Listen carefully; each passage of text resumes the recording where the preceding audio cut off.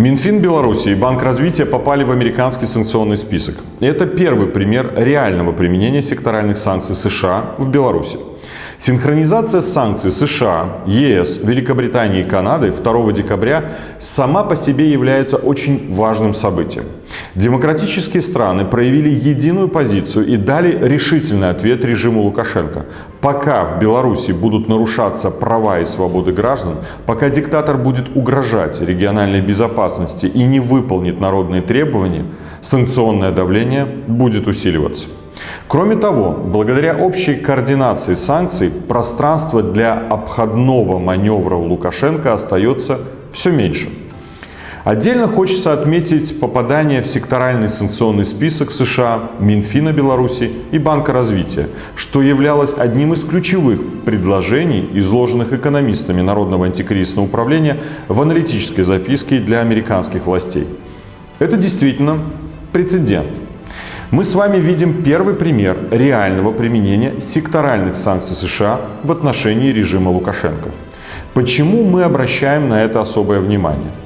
Еще 9 августа президент Байден подписал исполнительный указ номер 14308, в котором была предусмотрена возможность введения секторальных санкций США против ряда секторов белорусской экономики, включая финансовый сектор. Но работать такие санкции начинают только тогда, когда Управление по контролю за иностранными активами Минфина США публикует список лиц и организаций, работающих в том или ином секторе, а также директиву, определяющую запрет на конкретные операции с ними. Именно это и произошло 2 декабря. Минфин Беларуси и Банк развития попали в условно назовем секторальный список. А директива определила, что запрещаются все операции с суверенным долгом Беларуси со сроком погашения более 90 дней, начиная со 2 декабря 2021 года.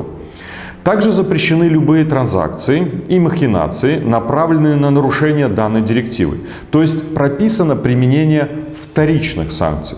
Проще говоря, гособлигации Минфина и Банка развития со сроком погашения более 90 дней теперь являются мусорными в глазах любого адекватного покупателя. А значит, выпуск и выход с ними на рынок в надежде получить новые займы для режима становится бессмысленным. Важно также отметить, что ранее запрет на такие операции был введен секторальными санкциями Европейского Союза. Какие последствия это будет иметь? Во-первых, суверенный долг или гособлигации Беларуси стали абсолютно неликвидными и непривлекательными для иностранных инвесторов. Давать в долг режиму, покупая его гособлигации, теперь согласится, разве что только безумец.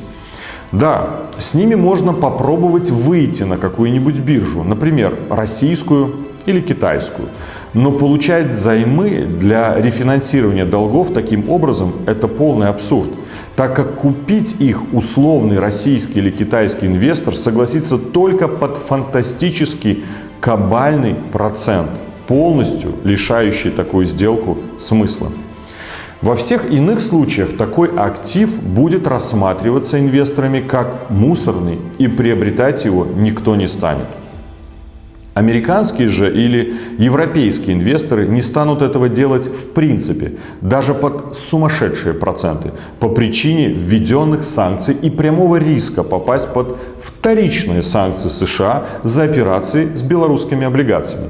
То есть в любом случае примерно 4/5 рынка гособлигаций для Беларуси априори стали недоступными. А во-вторых, уже свершившийся факт применения секторальных санкций США – это четкий сигнал, что секторальный список лиц и организаций, а также перечень запрещенных операций будет только расширяться.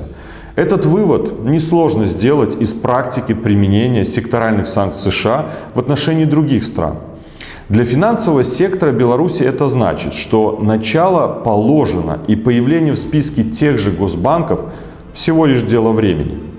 И теперь это поймут даже те мировые банки, которые до сих пор не прекратили корреспондентские отношения с банками Беларуси. Санкции США против режима заработали. секторальный список будет расти. А значит, будут работать и вторичные санкции против тех, кто продолжит финансовые отношения с режимом.